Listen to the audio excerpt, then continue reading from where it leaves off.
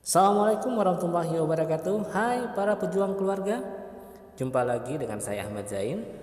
Di hari terakhir dari kelas mentoring MPS Basic ini, Anda akan belajar bagaimana memperkuat lagi vibrasi pikiran Anda agar lebih kuat lagi menarik outcome Anda ke diri Anda, membuat hidup Anda lebih sehat, bahagia, dan rezeki Anda lebih lancar mengalir.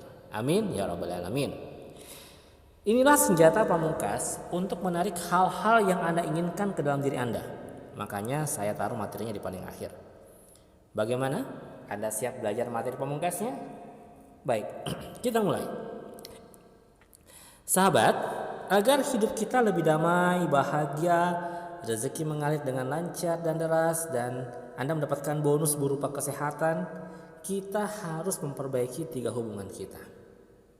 Apa saja hubungan itu? Yang pertama adalah hablum minallah, hubungan kepada Tuhan. Yang kedua hablum minan nas, hubungan kepada sama manusia. Yang terakhir adalah hablum minan nafs, hubungan kepada diri sendiri. Baik, mari kita bahas satu persatu. Yang pertama adalah hubungan kepada Tuhan. Saya yakin dan percaya Anda semua sudah mengetahui bahwa segala sesuatu yang terjadi dalam hidup ini sudah pasti atas izin Tuhan. Nah, agar Tuhan mau mengizinkan outcome Anda tercapai, yaitu Anda wajib menjaga hubungan Anda dengannya. Pantaskan diri Anda untuk menerima rezeki yang berlimpah darinya. Dengan cara apa? Sederhana sekali sebenarnya teman-teman sekalian, ya. Dengan takwa. Apa itu takwa? Menjalankan segala perintahnya dan menjauhi segala larangannya. Jadi ketika Anda merasa hidup Anda penuh kesusahan, tidak bahagia, rezeki seret, yang harus Anda cek pertama kali adalah hubungan Anda kepada Tuhan. Apakah baik atau tidak? Terus ada yang ngomong, "Pak, saya rajin sholat, Pak. Saya rajin berdoa. Tapi kok rezeki saya masih seret?" Nah, sekarang cek kualitas ibadah Anda dulu. Apakah selama ini Anda sholat hanya untuk menggugurkan kewajiban saja, atau memang sebagai sarana untuk berkomunikasi dengannya? Fisik Anda sholat, tapi pikiran Anda di tempat lain. Ibaratnya Anda berkunjung ke rumah orang, begitu ketemu tuan rumah, Anda malah sibuk main HP.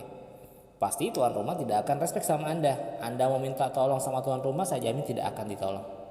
Sama halnya jika Anda sholat, tapi pikiran dan hati Anda bukan kepada Allah, maka Allah juga pasti akan mikir-mikir mengabulkan doa Anda, ya. Nah, jika kualitas ibadah Anda sudah tingkatkan, selanjutnya berhati-hatilah dengan dosa. Dosa itu ibarat kotoran yang menyumbat saluran rezeki kita. Makanya dalam agama yang saya anut, yaitu Islam, kita disarankan untuk memperbanyak istighfar, ya. Dengan memperbanyak istighfar, maka semakin dimudahkan rezeki kita. Istighfar itu ibarat sebagai pembersih kotoran-kotoran yang menyumbat saluran rezeki kita. Semakin bersih salurannya, sudah tentu semakin lancar rezeki mengalir ke kita. Nah, hubungan selanjutnya yang harus Anda perbaiki adalah hubungan antar sama manusia. Khususnya emosi-emosi negatif yang berhubungan dengan orang lain yang wajib Anda lepaskan demi kebaikan, kemajuan, kebahagiaan, dan kesehatan Anda. Perlu Anda ketahui bahwa 90% penyakit bersumber dari pikiran dan sisanya dari gaya hidup, pola makan, dan lingkungan. Jadi, jika Anda mau sehat sehingga Anda bisa menikmati penghasilan Anda kelak, Anda wajib membersihkan emosi-emosi negatif, khususnya yang berhubungan dengan orang lain. Nah, apa gunanya Anda punya banyak uang tapi sakit-sakitan, betul? Banyak uang tapi tidak boleh makan nasi kan diabetes. Banyak uang tapi kemana-mana tidak boleh naik kendaraan, tapi disuruh banyak jalan kaki, ya, agar kolesterolnya bisa turun, ya. Mau seperti itu? Banyak uang tapi Anda hanya bisa di tempat tidur karena kena stroke, ya. Saya yakin Anda tidak mau seperti itu, ya. Nah, bagaimana? Siap saya ajarkan cara melepaskan emosi negatif dengan orang lain yang selama ini Anda pendam? Jika siap, silahkan siapkan dulu alat tulis terlebih dahulu. Oke? Nah, tahap pertama, saya ingin Anda jujur terhadap diri sendiri dulu. Akui dan terima jika memang emosi negatif tersebut masih ada dalam diri Anda terhadap seseorang. Mungkin secara sadar secara pikiran sadar Anda sudah memaafkan karena masalahnya sudah lama berlalu. Tapi di pikiran bawah sadar belum tentu emosi itu sudah beres. Nah sekarang, tulis semua orang-orang yang pernah menyakiti Anda, baik secara sengaja maupun tidak sengaja, yang membuat Anda marah, benci, kecewa, dendam, sakit hati, merasa tidak berharga, dan lain-lain. Tuliskan saja nama panggilannya. Kemudian, ingat kembali sikap dan perkataan orang-orang tersebut. Jika masih tidak nyaman, maka emosi negatif tersebut masih ada dalam diri Anda. Nah, jika sudah nyaman, coret dia dari list Anda. Berarti sudah beres.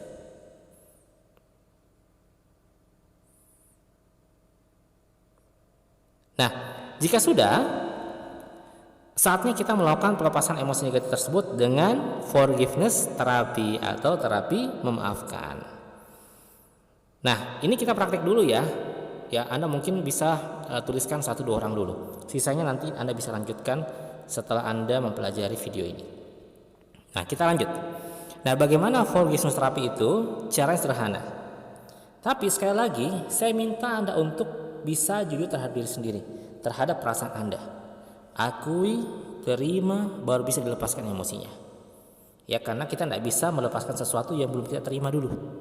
Sepakat ya? Oke. Nah, mari saya bimbing ya secara perlahan-lahan untuk bisa melepaskan emosi negatif tersebut. Ya, mungkin Anda bisa ambil 1-2 orang dulu deh. Misalnya Anda merasa Anda menuliskan tadi ada 10 sampai mungkin 15 orang. Ya, cukup ambil 1-2 orang dulu sebagai contohnya. Nanti Anda bisa lanjutkan orang-orang selanjutnya itu di sesi selanjutnya setelah Anda mempelajari video ini. Nah, sekarang ambil posisi yang nyaman. Tutup matanya. Kemudian lakukan pernapasan segitiga. Yaitu tarik napas dalam-dalam, tahan beberapa saat, dan buang perlahan-lahan lewat mulut. Lakukan sebanyak 3 kali. Ulangi lagi. Tarik nafas dalam-dalam, tahan, dan buang lewat mulut secara perlahan-lahan. Sekali lagi, tarik nafas dalam-dalam lewat hidung, tahan beberapa saat, dan buang perlahan-lahan lewat mulut. Kemudian Anda bernapas secara perlahan-lahan, fokuskan pikiran Anda kepada nafas Anda, dan niatkan diri Anda untuk rileks dan nyaman.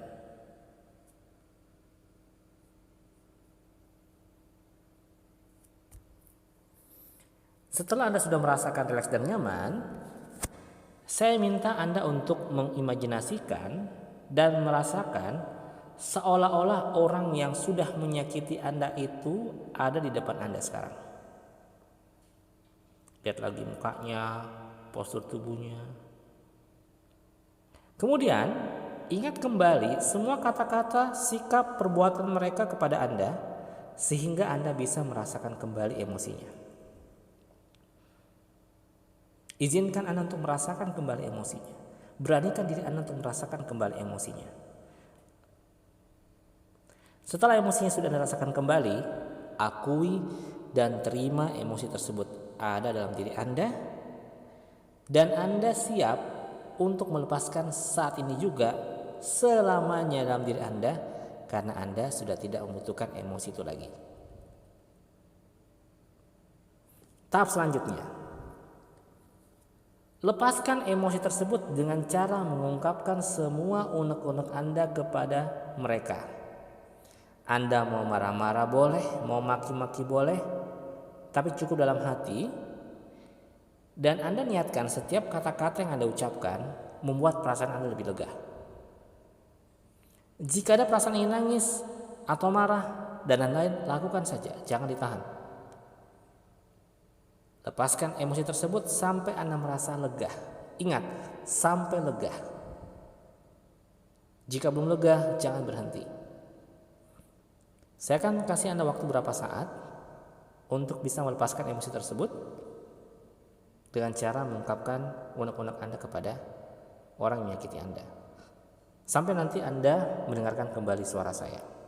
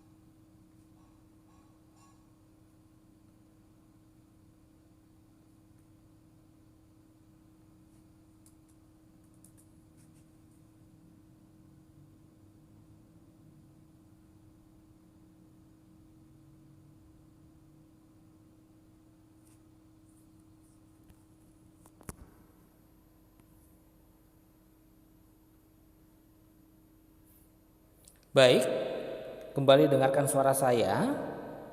Saya asumsikan sekarang Anda sudah lega. Setelah Anda lega, saatnya memaafkan. Memaafkan bukan berarti Anda suka orangnya, Anda suka sikapnya, atau Anda lemah, atau Anda mengizinkan diri Anda disakiti lagi oleh mereka. Memaafkan berarti Anda ingin melepaskan pengaruh negatif atas sikap mereka terhadap Anda. Dengan memaafkan, Anda sembuh. Nah, ucapkan kalimat ini berulang-ulang sampai perasaan Anda netral. Dalam artian, ketika Anda melihat mereka dan mengingat kembali sikap dan perbuatan mereka, perasaan Anda sudah biasa-biasa saja. Ini kalimatnya. Saya memaafkan kalian semua tulus dari hati saya demi kebaikan saya. Saya maafkan kalian semua tulus dari hati saya demi kebaikan saya. Ulangi sampai perasaan Anda netral. Saya kasih Anda waktu 1 menit untuk bisa mengucapkan kalimat itu berulang-ulang sampai Anda merasakan perasaan Anda netral. Silakan.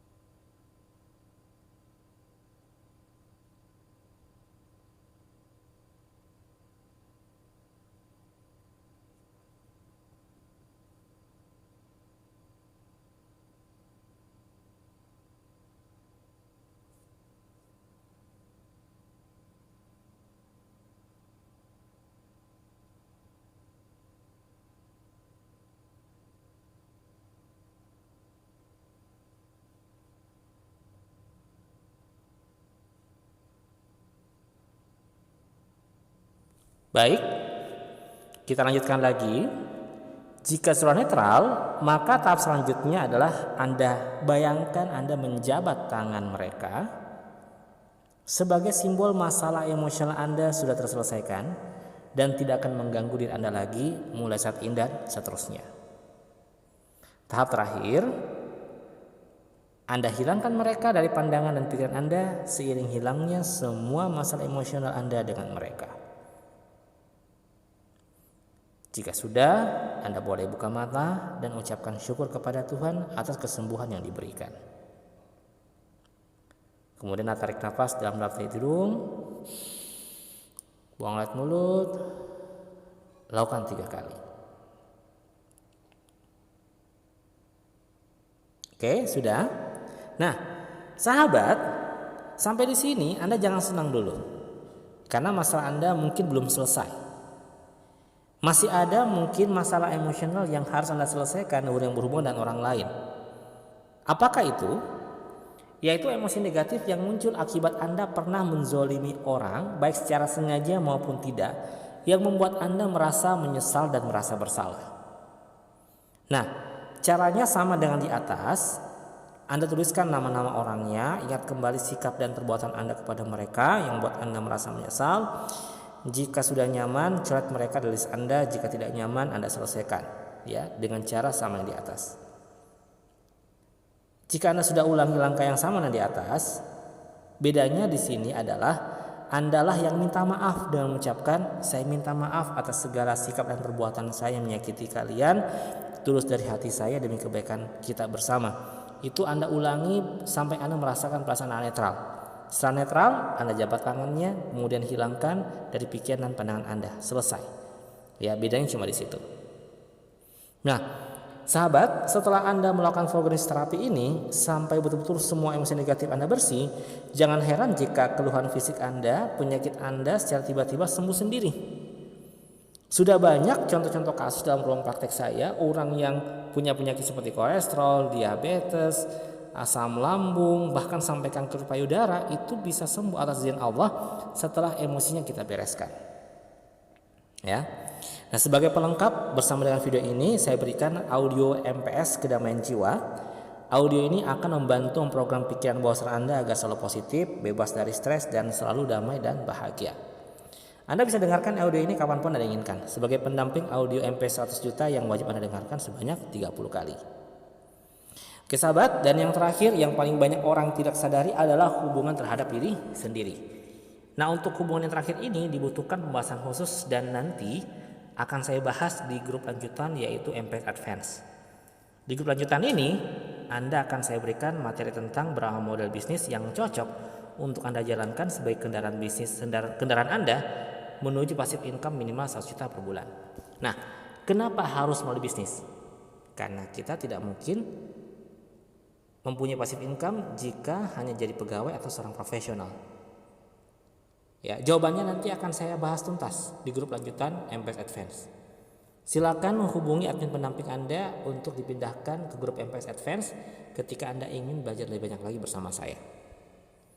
Sekian materi kali ini, sampai jumpa di materi grup MPS Advance. Saya Ahmad Zain CHT, salam berkah, sukses, sehat, dan bahagia untuk kita semua. Assalamualaikum warahmatullahi wabarakatuh.